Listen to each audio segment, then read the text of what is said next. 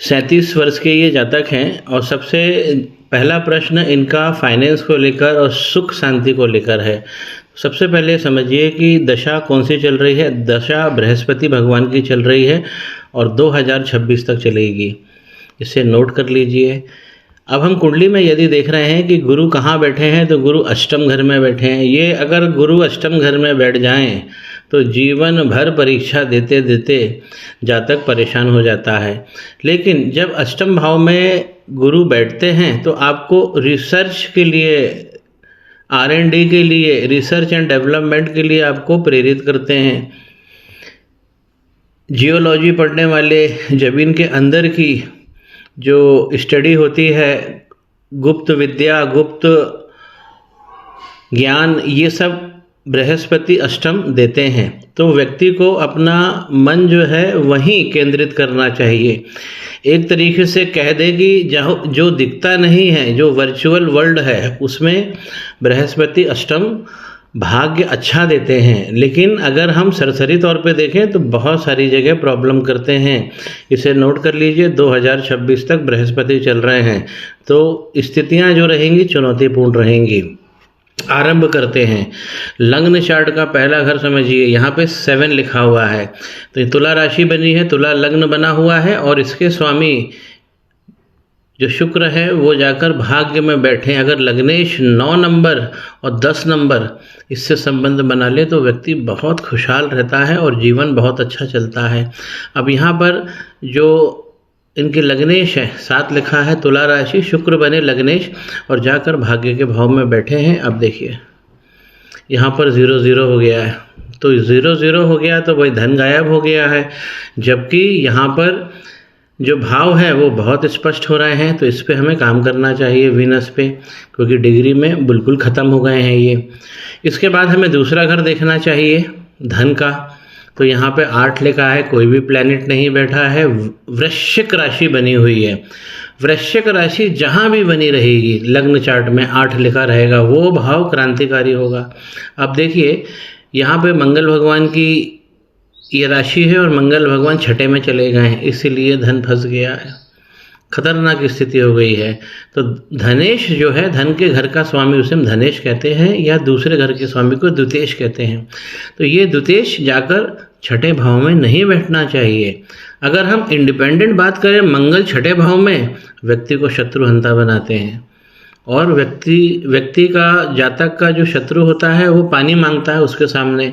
मंगल अच्छे हैं, 12 नंबर लेकर बैठे हो, 12 डिग्री पर बैठे हैं तो युवावस्था के मंगल हैं। लेकिन छठे धनेश को नहीं बैठना चाहिए। व्यक्तिगत रूप से बात करें तो मंगल यहाँ पर बहुत अच्छे होते हैं तो हमें इनका उपाय कर लेना चाहिए। तो हमको पहला भाव जो है वो वीक लग रहा है डिग्री के कारण, सिटिंग के कारण बहुत स्ट्रांग है। दूसरा भाव जो है धनेश का, वो इनकी सिटिंग के कारण बहुत गड़बड़ हो गया है तो दूसरे भाव में भी समस्या आ रही है। अब हमको देखना चाहिए लाभ जो हमें प्रॉफिटेबल इवेंट्स देते हैं। यहाँ पर केतु बैठे हुए हैं तो आपको धन देंगे, आप उसकी चिंता मत करिए। केतु यहाँ पर बैठ जाते हैं तो कला से धन देते हैं। और यहाँ के स्वामी 5 नंबर लिखा है, यानी सिंह राशि, सूर्य बने और जाकर एक घर पहले बैठे हैं। अब एक सूत्र को समझिए, 9, 10 और 11 इसके बीच में एक्सचेंज हो जाए, यहाँ का स्वामी यहाँ बैठ जाए या यहाँ का स्वामी यहाँ बैठ जाए या यहाँ का स्वामी यहाँ चला जाए, तो 9, 10 और 11 घर के अंदर जब एक्सचेंज हो जाता है तो ये बहुत अच्छा फलदायी होता है। तो सूर्य यहाँ पे आपको रॉयल क्लास में भेज रहे हैं और ये आपके पिता का भी घर है। हाथ के ऊपर आपकी सूर्य लाइन भी बहुत अच्छी बनी हुई है तो इसलिए सूर्य का भाग्य आपको बहुत अच्छा मिलेगा। बुध आदित्य योग है, जितना खींचना चाहे उतना खींच लीजिए। सूर्य की डिग्री बहुत गजब है, 13 डिग्री के, युवावस्था के हैं और साथ में मरकरी भी यहाँ पर बैठे हुए हैं, साथ में बुध आदित्य योग। तो बुद्धि के बल पे अपने कर्म को करेंगे और आगे बढ़ेंगे। कर्म के स्वामी कौन बनेंगे, 4 लिखा है और चंद्रमा यहाँ बैठे हुए हैं सुख के घर में और इसी बुध आदित्य योग को देख रहे हैं 7वें दृष्टि से। सूर्य और चंद्रमा आमने सामने बैठे हैं तो जन्म दिनांक जो है आपका ये पूर्णिमा के आसपास का है या पूर्णिमा को ही है। तो ये बहुत अच्छी स्थिति बन गई है कि चंद्रमा ही अपने घर को देख रहे हैं। 4 लिखा है, कर्क लगन, कर्क राशि और यहाँ पे बुध आदित्य योग भी बना है। तो काम आपका जो कर्म है वो बहुत स्ट्रांग हो जाएगा। लेकिन लग्नेश भी वीक हैं, धन का स्वामी वीक है, यहाँ पे मेहनत करनी है। तो कर्म में जो हम एफर्ट्स डाल रहे हैं, इनपुट डाल रहे हैं, तो वैसा हमें आउटपुट भी मिलेगा। अब इनको 7वां भाव भी देखना चाहिए। ये पार्टनरशिप का है। बिजनेस में जब हम पार्टनरशिप करते हैं, पब्लिक रिलेशंस बनाते हैं, तो हम इस भाव को देखते हैं। बिजनेस के संबंध हम इसी भाव से देखते हैं। यहाँ पर 1 लिखा हुआ है, ये इनकी पत्नी का भी घर है। अब इसका स्वामी मंगल है। मेष राशि और वृश्चिक राशि का स्वामी मंगल है, और मंगल जाकर एक घर पहले बैठ गए हैं। इसलिए पत्नी की तरफ से भी आपको बहुत सारी पीड़ा मिलेगी। पार्टनरशिप जैसे काम नहीं करना है, पब्लिक रिलेशंस आप करने जाओगे वो मंगल बिगाड़ देंगे। क्योंकि सप्तम पति जो है 7वें घर का स्वामी, वो छठे नहीं आना चाहिए, तो विवाह सुख में बहुत सारी कमी कर देता है। मंगल पे काम करना है यहाँ पर। और आप समझिए कि इनके जो सुख के स्वामी हैं, ऐसा व्यक्ति माँ का लाड़ इसे बहुत मिलता है। यहाँ पे चंद्रमा बैठे हैं और 10 नंबर मकर राशि पे बैठे हैं, तो राशि भी इनकी मकर हो गई है। बहुत सारा सुख इनकी किस्मत में लिखा है। चंद्रमा जब 4थे भाव में बैठते हैं, डिग्री कम है, 29 डिग्री मृत अवस्था में है। अब चंद्रमा के साथ में क्या हुआ है कि यहाँ से शनि भगवान ने और यहाँ से राहु भगवान ने, तो शनि और राहु भगवान का इस घर पे पाप कर्तरी लग गया है। पाप कर्तरी क्या होता है? किसी भी घर के अगल बगल यदि मैलेफिक प्लैनेट बैठ जाए तो हम उसे पाप कर्तरी कहते हैं। इसीलिए जो घर का सुख है वो गायब हो जाएगा। और चंद्रमा पत्नी भी होते हैं तो उस पर भी ये अटैक हो रहा है। सप्तम पति घर के हिसाब से भी इन पर अटैक हो रहा है।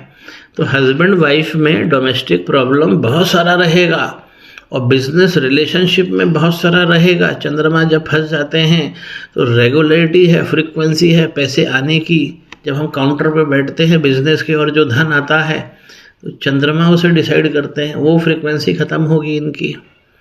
शनि इनके यहाँ पे इंडिपेंडेंट बहुत अच्छे बैठे हैं, शत्रुहंता योग भी देंगे और पराक्रम को बहुत ऊंचाई पे ले जाएंगे, लेकिन वीक हो गए हैं, वक्री भी हो गए हैं और 2 नंबर डिग्री लेकर बैठे हैं। राहु यहाँ पर बहुत मस्त बैठे हैं, इनकी डिग्री बहुत अच्छी है।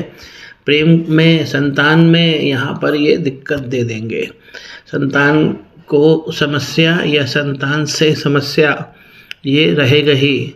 राहु भगवान जब यहाँ बैठते तो प्रेम को भी बिगाड़ते हैं, विद्या में भी रुकावट देते हैं। कोई हमारा पूर्वज दादा दादी, नाना नानी या परदादा नाना नानी, परदादा दादा या दादी या नाना नानी के भी माता पिता, उनमें से किसी ने यहाँ पर 1 नहीं 2 शादी करी थी। राहु ये बताते हैं तो ये दोष उसमें भी लगता है। तो ओवरऑल इनको करना क्या चाहिए? रेमेडी ये रहेगी कि मंगल पे रेमेडी कर लेना चाहिए। अब नवांश कुंडली जो इनकी आगे की कुंडली है, जीवन को डिसाइड कर रही है, विवाह सुख और घर का सुख शापित दोष में चला गया। शनि राहु पे काम करिए साहब आप। और दूसरा मंगल यहाँ पर दिक्कत में हो रहे हैं और कर्म के भाव में यहाँ बैठे हैं। केतु भगवान के साथ बैठ गए हैं, यहाँ पे दुल्हन को भी पकड़ लिया है। केतु भगवान के साथ जब मंगल बैठते हैं तो उसे अंगारक दोष कहते हैं। अब इनकी कुंडली में क्या हो गया कि शापित और अंगारक आमने सामने हो गया। सूर्य यहाँ भी बहुत अच्छे हैं। मैं आपसे बता दूं कि आप एक अच्छी फैमिली से बिलोंग करते हैं, एक रॉयल क्लास फैमिली से बिलोंग करते हैं। ये आपके सूर्य हैं, ये आपकी पूर्णिमा का जतरा बता रहा है। शगुन बहुत अच्छा है कुंडली में। यहाँ पे अंगारक पे काम करिए और राहु शनि का शापित दोष मिटाइए। ये 2 आपकी रेमेडी रहेगी। इसके बाद आपके बिजनेस में धन भी आएगा और ज़िंदगी योग परक हो जाएगी।